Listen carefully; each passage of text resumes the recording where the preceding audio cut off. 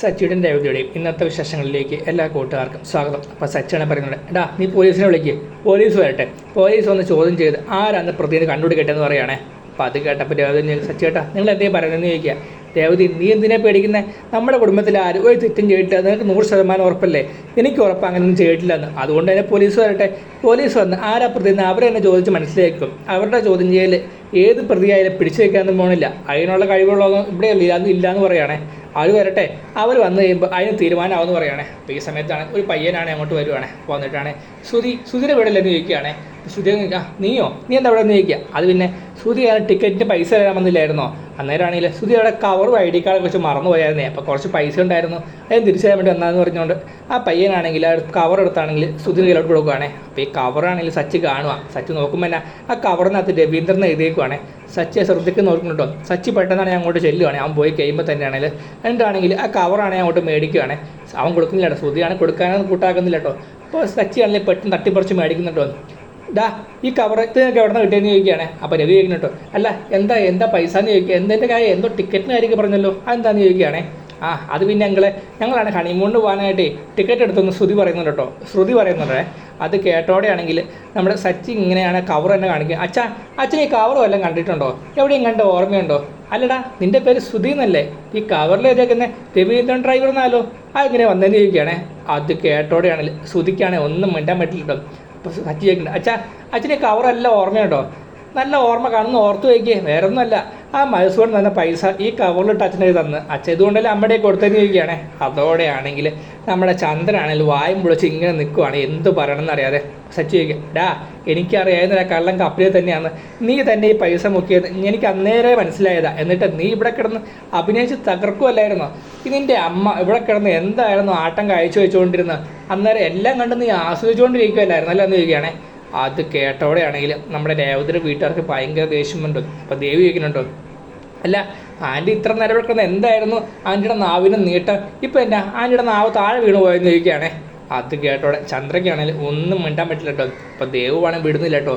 ദേവുവാണെങ്കിൽ തൻ്റെ മനസ്സിലുള്ള സകല അമർഷമാണ് ചന്ദ്രനോട് തീർക്കാൻ വേണ്ടി താഴ്ന്ന് പറയുന്നുണ്ട് കേട്ടോ. നിങ്ങൾ പറഞ്ഞില്ലേ ഞങ്ങളുടെ വീട്ടുകാർ കള്ളന്മാരാന്ന്, മോഷ്ടാക്കളാന്നൊക്കെ, അതാരാന്ന് ഇപ്പം മനസ്സിലായില്ലേ? നിങ്ങളുടെ ഈ മൂത്ത മോൻ ഒന്നാമത്തെ കള്ളനാന്ന് എല്ലാവർക്കും അറിയാം, നിങ്ങൾക്ക് മാത്രമേ മനസ്സിലാവാത്തുള്ളൂ. പിന്നെ നിങ്ങളുടെ കുടുംബത്തിൻ്റെ മഹിമ അതിപ്പം ഞങ്ങൾക്കൂടെ ബോധ്യപ്പെടുത്തി തന്നല്ലോ, എന്തൊക്കെയാലും നന്നായി. പിന്നെ നിങ്ങൾ ഒരു കാര്യം മനസ്സിലാക്കുന്നത് നല്ലതാണ്, നിങ്ങൾ ഞങ്ങളുടെ കുടുംബത്തെ കുറേ അപമാനിച്ചില്ലേ, നിങ്ങൾ ആ റോഡിലേക്ക് ഒന്ന് ഇറങ്ങി നോക്ക്, അപ്പോൾ അറിയാം രണ്ട് കുടുംബങ്ങളും നമ്മുടെ വ്യത്യാസം. നിങ്ങളുടെ മൂത്ത മോനെക്കുറിച്ച് നാട്ടുകാർ പറയുന്നതാണ് നിങ്ങൾക്ക് അന്നേരം മനസ്സിലാവും. നിങ്ങളുടെ മൂത്ത മോനെക്കുറിച്ച് നാട്ടുകാർ പറയുന്നത് വേറൊന്നുമല്ല, നിങ്ങൾ അറിഞ്ഞിരിക്കുന്നത് നല്ലതാണ്. ഞാൻ തന്നെ പറഞ്ഞുതരാം. നിങ്ങളുടെ മൂത്ത മോനെ അച്ഛൻ്റെ പൈസ മോഷ്ടിച്ച് നാട് വിട്ട് പോയിട്ട് തിരിച്ചു വന്ന വെറും കോമാളിയാണെന്നാണ് നാട്ടുകാർ പറഞ്ഞ് കളിയാക്കുന്നത്. അത് നിങ്ങൾ അറിഞ്ഞിരിക്കുന്നത് നല്ലതാണ്. പക്ഷേ ഞങ്ങളുടെ കുടുംബം അങ്ങനെയല്ല. ഞങ്ങളുടെ കുടുംബത്തിൽ ഒരു വിലയുണ്ട്. അതെന്താ നിങ്ങൾ റോട്ടിലിറങ്ങി 10 പേരോട് ചോദിച്ചാൽ മനസ്സിലാവുമെന്ന് പറയുകയാണേ. അതൊക്കെ കേട്ടിട്ട് ചന്ദ്രയ്ക്കാണെങ്കിലും ഒരു വാക്ക് പോലും മിണ്ടാതെ നിൽക്കുവാണേ. നമ്മുടെ രേവതി ചോദിക്കണം, അല്ല അമ്മയ്ക്ക് ഇപ്പോൾ ഒന്നും പറയാനില്ലേ? അല്ല ഇത്ര നേരം അമ്മ എന്തൊക്കെ എൻ്റെ കുടുംബത്തെക്കുറിച്ച് പറഞ്ഞുകൊണ്ടിരുന്നത്, എൻ്റെ കുടുംബത്തെ വിളിച്ച് അപമാനിച്ചുകൊണ്ടിരിക്കില്ലേന്നോ? അമ്മയുടെ നാവിവിടെ പോയി ഇപ്പോൾ ഒന്നും പറയാനില്ലെന്ന് ചോദിക്കുകയാണേ. അപ്പോൾ എൻ്റെ ശരത്ത് പറയുന്നുണ്ടോ, അല്ല ആൻറ്റി ഞാൻ മോഷ്ടിച്ചിട്ടുണ്ട്, അത് സത്യം തന്നെ. അത് ആകെ മോഷ്ടിച്ച് ആ ഒരു ബൈക്ക് മാത്രമാണ്. അതറിഞ്ഞിട്ട് എൻ്റെ അച്ഛനാണെങ്കിൽ ചങ്ക് പൊട്ടി മരിച്ചത്. അതിൽ പിന്നെ ഞാൻ ഒന്നിനും മോഷ്ടിക്കുക ഒന്നും ചെയ്തിട്ടില്ല. അത് ഞാൻ അച്ഛനെ എൻ്റെ വീട്ടുകാർക്കും കൊടുത്ത വാക്കാണ്. പക്ഷേ നിങ്ങൾ എന്നെ കുറേ അപമാനിച്ചില്ലേ, ഇപ്പം നിങ്ങൾക്കൊന്നും പറയാനില്ലെന്ന് ചോദിക്കുകയാണേ. അപ്പോൾ അത്രയും കേട്ടോടെ ചന്ദ്രയ്ക്കാണ് പൂർത്തിയായാണ്. ലക്ഷ്മിയും വിടുന്നില്ല കേട്ടോ. ലക്ഷ്മിയാണ് നല്ല ഇത് ചന്ദ്രയോട് പറയുന്നുണ്ട് കേട്ടോ. ചന്ദ്രയോടാന്ന് പറഞ്ഞിട്ട് ചന്ദ്രയ്ക്കാണ് ഒന്നും മിണ്ടാൻ പറ്റില്ല. അപ്പോൾ ലക്ഷ്മിയാണ് ചന്ദ്ര കുറേ പറയുന്നുണ്ട്, വേറൊന്നുമല്ല, ഇപ്പം മനസ്സിലായില്ലേ ആരാ നല്ല കുടുംബത്തിൽ പെടുന്നതെന്നൊക്കെ. നിങ്ങളല്ല പറഞ്ഞേ ഞാൻ എൻ്റെ മക്കളെ മോഷ്ടിക്കാൻ പഠിപ്പിച്ചെന്ന്. ഇപ്പോൾ ഏത് മക്കളാണ് മോഷ്ടിച്ചാൽ ഇവിടെ വെച്ച് ബോധ്യമായില്ലേ? നിങ്ങളുടെ മോനെ മോഷ്ടിക്കാൻ പഠിപ്പിച്ച്, അത് നിങ്ങളുടെ മൂത്ത മോനെ മാത്രം നിങ്ങൾക്ക് വഴി തെറ്റിപ്പോയവനാന്ന് പറയുകയാണേ. അതൊക്കെ കേട്ടിട്ടാണെങ്കിൽ ചന്ദ്രക്കാണ് ഒന്നും മിണ്ടാൻ പറ്റാതെ നിൽക്കുക. ചന്ദ്രനാണ് എല്ലാം കേട്ട് ഇങ്ങനെ തല കുനിച്ചുകൊണ്ടിരിക്കുകയാണേ. അപ്പോൾ സച്ചിയാണ് ചെന്ന് ചോദിക്കുന്നുണ്ട് കേട്ടോ, എന്താ പൗഡർ എടുത്തി കഷ്ടം തന്നെ, അമ്മയുടെ പൈസ മോഷ്ടിച്ച്, അമ്മയുടെ പൈസ എന്ന് പറയാൻ പറ്റില്ല കേട്ടോ, അച്ഛൻ്റെ പൈസ അമ്മയുടെ കൊടുത്ത പൈസ അതെടുത്ത് മോഷ്ടിച്ച് ഹണിമൂണിന് പോകാൻ നാണാവില്ലെന്ന് ചോദിക്കുകയാണേ. അത് കേട്ടോടെയാണ് ശ്രുതിക്കാണെങ്കിൽ ആകെ ദേഷ്യമാകുന്നുണ്ടോ. ശ്രുതിയാണെങ്കിൽ ശ്രുതി ചോദിക്കുന്നുണ്ട്, ശ്രുതി സത്യം പറ, ഈ പൈസ അത് നീ മോഷ്ടിച്ചാണെന്ന് ചോദിക്കുകയാണേ. അപ്പോൾ ശ്രുതിയുണ്ട്, ഇല്ല ശ്രുതി ഞാൻ മോഷ്ടിച്ചല്ല എന്ന് പറയുകയാണേ. ഇതൊക്കെ കേട്ടിട്ട് രവിക്കാണ് ആകെ ദേഷ്യം വരിക. രവി ഒന്നും നോക്കുന്നില്ല കേട്ടോ. അങ്ങോട്ട് വന്ന് അവരുടെ കർണക്കുറ്റി ഒക്കെ 2 അടിയും വെച്ച് കൊടുക്കുവാണേ. സുധീയുടെ ആണെങ്കിൽ പൊതിരെ തല്ലുവാണേ. അപ്പോൾ ആണെങ്കിൽ എല്ലാവരും ഇങ്ങനെ നോക്കിയിരിക്കുക. അത് കണ്ടുകൊണ്ട് സച്ചിക്കാണ് ആകെ സന്തോഷമാകുന്നുണ്ടോ. സച്ചി ആണെങ്കിൽ ഒന്നും മിണ്ടുന്നില്ല കേട്ടോ. മാറി എന്ന സാങ് കണ്ടുകൊണ്ടിരിക്കുകയാണ്. പെട്ടെന്നാണെങ്കിൽ ചന്ദ്രനാണെങ്കിൽ അടുത്ത അഭിനയം കഴിച്ചു വെക്കുവാണ്. അയ്യോ എനിക്ക് എന്തൊരു മറിയാലോ, ഞാൻ ഇതൊക്കെ മറന്നുപോയല്ലോ എന്നൊക്കെ പറഞ്ഞുകൊണ്ട് ഇങ്ങനെ തകർത്ത് അഭിനയിക്കുകയാണ്. അപ്പോൾ അത് കണ്ടുകൊണ്ടാണ് എല്ലാവരും ചന്ദ്രൻ നോക്കുക. അപ്പോഴാണ് രവി ചോദിക്കുക എന്താന്ന് ചോദിക്കുക.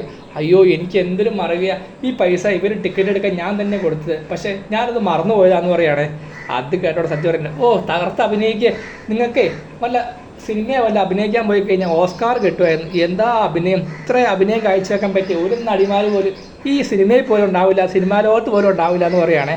അപ്പോൾ ചന്ദ്രനായിട്ട് നീ പോടാ, ഞാൻ തന്നെ ഇവരിന് പൈസ കൊടുത്ത്, ഇവനാണെങ്കിൽ സാലറി കിട്ടാൻ കുറച്ച് ലേറ്റ് ആവുമെന്ന് പറഞ്ഞു. അപ്പോൾ ടിക്കറ്റ് എടുക്കാൻ പൈസ വേണമെന്ന് ചോദിച്ചപ്പോൾ ഞാൻ തന്നെ എടുത്തു കൊടുത്ത്, അപ്പോൾ സാലറി കിട്ടുമ്പോൾ തിരിച്ചതെന്ന് പറഞ്ഞു, അതുകൊണ്ടാണ് ഞാൻ കൊടുത്തതെന്ന് പറയുകയാണേ. അപ്പം നീയാണ് ഇവന് പൈസ കൊടുത്തതെന്ന് രവി ചോദിക്കുകയാണേ. അതെ, ഞാനാ പൈസ കൊടുത്തതെന്ന് പറയുകയാണേ. ആണോ? അപ്പം നീ രേവതിയുടെ കുടുംബത്തെ വിളിച്ച് ഇവിടെ വെച്ച് കുറേ അപമാനിച്ച് സംസാരിക്കുകയൊക്കെ ചെയ്തില്ലേ, ശരി നീ എല്ലാവരോടും മാപ്പ് പറയാൻ പറയുകയാണേ. അത് കേട്ടോടെയാണെങ്കിൽ ചന്ദ്രയാണെങ്കിൽ എന്ത് വരണമെന്നറിയാതെ ഇങ്ങനെ നിൽക്കുവാണേ.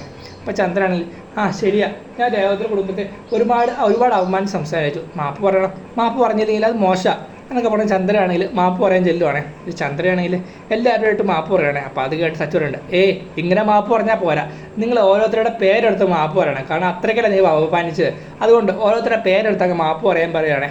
അതോടെയാണെങ്കിൽ ചന്ദ്രനാണ് പെട്ടിരിക്കുക അവസ്ഥയാണ്. അപ്പോൾ ചന്ദ്രനാണ് പറയുന്നത്, മോനെ ശരത്തെ, നീ തെറ്റ് ചെയ്തിട്ടില്ല എന്ന് ഇപ്പോൾ എനിക്ക് ബോധ്യപ്പെട്ടു, അത് എൻ്റെ ഒരു മറവിയും കൊണ്ട് പറ്റിപ്പോയതാണ്, നീ ഈ ആൻറ്റിയോട് ക്ഷമിക്കുക എന്നൊക്കെ പറയുകയാണേ. അത് കഴിഞ്ഞ് രേവതിയുടെ പേരെടുത്ത് രേവതിയോട് ക്ഷമ ചോദിക്കുന്നു, ദേവുവിനോട് ക്ഷമ ചോദിക്കുന്നു, എല്ലാവരോടും ക്ഷമ ചോദിക്കുകയാണേ.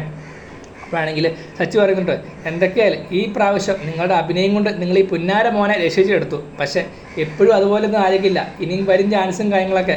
എടാ സോഡാക്കുപ്പി, നിൻ്റെ ഈ തഴിയുടെ പരിപാടി അത് ഞാൻ കണ്ടുപിടിച്ചോളാം, എന്തായാലും പൗഡറെടുത്തി സ്വന്തം ഭർത്താവിനെ സൂക്ഷിക്കണം നല്ല എന്ന് പറയുകയാണേ. അപ്പോൾ ലക്ഷ്മി ആണെങ്കിൽ രവിയേട്ടാ സച്ചി ഞങ്ങൾ പോയേക്കുക എന്ന് പറഞ്ഞിട്ട് അവരാണ് അങ്ങോട്ട് പോവുക. അപ്പോൾ സച്ചു പറയുന്നുണ്ട്, എൻ്റെ ശരത്തെ, നീ ഇതും കണ്ടുകൊണ്ട് ഇങ്ങോട്ട് വരാതിരിക്കൊന്നും വേണ്ട, നിൻ്റെ ചേച്ചി ഇവിടെ ഉള്ളത്തോളം കാലം നിനക്ക് ഇവിടെ വരാം, ഇത് നിൻ്റെയും കൂടെ വീടാ, ധൈര്യമായിട്ട് നിനക്ക് വരാം, ഇവിടെ ആരും നിന്നെ തടയില്ല എന്ന് പറയുകയാണേ.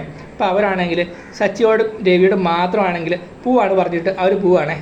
അവൻ രേവതിക്കാണ് ആകെ സങ്കടമാവുക. രേവതി ഒന്നും ഉണ്ടാതെ അങ്ങ് അകത്തോട്ട് പോവാണേ. സച്ചിയുടെ കവർ കൊണ്ടുപോയാണ് സുധീരോട്, എന്നാ പിടിച്ചോ, നീ നിൻ്റെ കവർ 3000 രൂപ, എന്തൊക്കെ നിൻ്റെ അമ്മ ഈ പ്രാവശ്യം അഭിനയം കാഴ്ച വെച്ച് രക്ഷിച്ചെടുത്തിട്ടുണ്ട്, ഈ അഭിനയം കാഴ്ച വെച്ച് എന്നും ഉണ്ടാവും നീ പ്രതീക്ഷിക്കേണ്ട, അധികം താമസിക്കുക, നിൻ്റെ സകല കളത്തരം പുറത്തു വരുന്നുണ്ട്. സച്ചിയാണെ പോവാണേ. ഇപ്പോൾ ശ്രുതിയും പോണ്ട് എല്ലാവരും പോവാണേ. അപ്പോൾ ചന്ദ്രനാണെങ്കിൽ ആകെയാണ് നിലനിർത്തിത്തിരിക്കുകയാണ് ദേഷ്യം വന്നിട്ടാണെങ്കിൽ. അപ്പോൾ എല്ലാവരും പോയി കഴിയുമ്പോൾ ചന്ദ്രനുണ്ട്, എടാ നീ വാ, നീ എൻ്റെ റൂമിലേക്ക് വരാൻ പറയുകയാണ് ശ്രുതിയോടാണെങ്കിൽ. എന്നിട്ട് ചന്ദ്രനാണ് നേരെ റൂമിലോട്ട് പോവുകയാണെ. അതോടെയാണെങ്കിൽ ശ്രുതിക്കാണെങ്കിൽ എന്താ ചെയ്യണമെന്ന് അറിയാം ഇങ്ങനെ നിൽക്കുക. ശ്രുതിയാണെങ്കിൽ പതുക്കെയാണെങ്കിൽ മുറിയിലോട്ട് ചെല്ലുവാണേ. ഇപ്പം മുറി ചെല്ലുമ്പോൾ തന്നെയാണെങ്കിൽ അകത്ത് കയറി വാതിലൊക്കെ കുറ്റിയിടുവാണേ. അതോടെയാണെങ്കിൽ ചന്ദ്രയാണെങ്കിൽ ദേഷ്യം വന്ന് നേരെ ശ്രുതിയുടെ അടുത്തേക്ക് വരുവാണ്, നീ എൻ്റെ കാശ് മോഷ്ടിക്കുള്ളടാ, എന്നിട്ട് നീ എന്നെ എല്ലാവരും ഒന്ന് നാണം കെടുത്തില്ലെന്ന് ചോദിച്ചുകൊണ്ട് ശ്രുതിയാണ് ചന്ദ്ര പൊതിരിട്ട് തല്ലുന്നത് കേട്ടോ. തിരിച്ചും മറച്ചുവിട്ട് കറക്ക കൂട്ടിക്കിട്ടും അല്ലാതെ മേത്തും ദേഹത്തും എല്ലായിട്ട് തല്ലിക്കൊണ്ടിരിക്കുകയാണ്. അമ്മേ തല്ലല്ലേ, അമ്മ ഇങ്ങനെ തല്ലല്ലേ എന്ന് പറയാം, നിന്നെ തല്ലി വളർത്താൻ തന്നെ ഗുണമാണടാ നീ എന്നോട് കാണിച്ച്, നീ എൻ്റെ കാശ് എന്നെ മോഷ്ടിക്കില്ലെന്ന് ചോദിച്ചുകൊണ്ട് ചന്ദ്രനെ വീണ്ടും തല്ലിക്കൊണ്ടിരിക്കുകയാണ്. അവസാനമാണെങ്കിൽ ചന്ദ്രയുടെ കൈ വേദനിക്കുമ്പോൾ ശ്രുതി കൈ വേദനിക്കുകയാണ്. അപ്പോൾ ചന്ദ്ര തല്ലി നിർത്തുക. ശ്രുതിയുണ്ട്, അമ്മേ ഞാൻ അമ്മയോട് ചോദിക്കണമെന്ന് വിചാരിച്ചാൽ, അമ്മയോട് പറയണമെന്ന് വിചാരിച്ചാൽ, അതിനു മുമ്പ് ഇങ്ങനെയൊക്കെ ആവുമെന്ന് ഞാൻ ഒട്ടും പ്രതീക്ഷിച്ചില്ല എന്ന് പറയുകയാണേ. നീ എന്നാൽ എന്ത് കാര്യമാടാ ചെയ്ത്, എൻ്റെ കാശാണ് നീ മോഷ്ടിച്ചില്ലേ, ഇപ്പം ഞാൻ ഈ അഭിനയം കാഴ്ച വെച്ചുകൊണ്ട് മാത്രം നീ രക്ഷപ്പെട്ടത്, ഇല്ലെങ്കിൽ എന്ത് ആവായിരുന്നു, ശ്രുതിയുടെ മുമ്പിൽ നീ ഒരു കള്ളനാവുമായിരുന്നു, അവൾ നിന്നെ ഇഷ്ടത്തെ വേറെ പഴിക്ക് പോയാലേ, നീ നാണം കെട്ട് ഇവിടെ നിന്നേനെ. പിന്നെ ഇന്നിപ്പോൾ എൻ്റെ വില മൊത്തം പോയില്ലേ, ആ രേവതിയുടെ കുടുംബത്തിന് മുമ്പിൽ എനിക്ക് തലകുനിക്കേണ്ടി വന്നില്ലേ, എല്ലാവരും മാപ്പ് പറയേണ്ടി വന്നു, എല്ലാവരുടെ മുമ്പിൽ ഞാൻ ആകെ നാണം കെട്ടില്ലാതായി, എല്ലാം നീ കാരണമാണ്. ഇനിയെങ്കിലും നേരെ ജോലിക്ക് പോകാം, എവിടെയെങ്കിലും ജോലി എന്നോട് ചോദിച്ച് പൈസ ഉണ്ടാക്കാൻ നോക്ക്, അല്ലാതെ ഇങ്ങനെ മറ്റുള്ള പൈസ മോഷ്ടിച്ചുകൊണ്ട് നടക്കാതെ. അതാ സുധീറുണ്ട്, അമ്മേ എനിക്ക് പറ്റിപ്പോയതാ, അമ്മ പേടിക്കണ്ട, ഞാൻ ഈ പൈസ തിരിച്ചു തരാം, ഞാൻ ഉടൻ തന്നെ ജോലി കണ്ടുപിടിക്കുന്ന പറയുകയാണേ.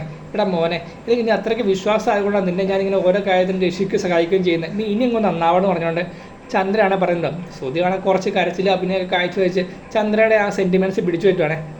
അമ്മ വിഷമിക്കണ്ട, എല്ലാത്തിനും ഞാൻ പരിഹാരം കാണുമെന്നൊക്കെ പറഞ്ഞിട്ട് ശ്രുതിയാണെങ്കിൽ അങ്ങോട്ട് പോവുകയാണേ. ചന്ദ്രയാണെങ്കിൽ ശ്രുതിയുടെ ഈ അഭിനയത്തിൽ തകർന്ന് അഭിനയത്തിൽ വീണ് പോവുകയാണേ. സത്യം പറഞ്ഞാൽ അത്രയ്ക്ക് അഭിനയമാണ് ശ്രുതി കാഴ്ച വെക്കുന്നത്. ഇപ്പോൾ ശ്രുതിയാണെങ്കിൽ ഈ മുറിക്കകത്ത് ചന്ദ്രയുടെ മുറിക്കകത്ത് നിന്ന് പുറത്തേക്ക് ഇറങ്ങുന്ന നമ്മുടെ രേവതിയാണെങ്കിൽ കാണുവാണേ. അപ്പോൾ രേവതിയാണെങ്കിൽ ഇങ്ങനെ നോക്കി വയ്ക്കുക. അപ്പോൾ ശ്രുതി പുറത്തേക്ക് ഇറങ്ങുമ്പോൾ അകത്ത് നിന്ന് ആ കണ്ണീരൊക്കെ പോയി പുറത്ത് വന്നപ്പോൾ ഒരു ചിരിയൊക്കെ ആയിട്ടോ, ഈ ചിരിഭാവമൊക്കെ ആയി. അപ്പോൾ രേവതി ആണെങ്കിൽ ഇതാണെങ്കിൽ ഇങ്ങനെ നോക്കി നിൽക്കുന്നതും കാണിച്ചുകൊണ്ടാണ് ഇന്നത്തെ സ്റ്റോറി റിവ്യൂ അവസാനിക്കുന്നത്.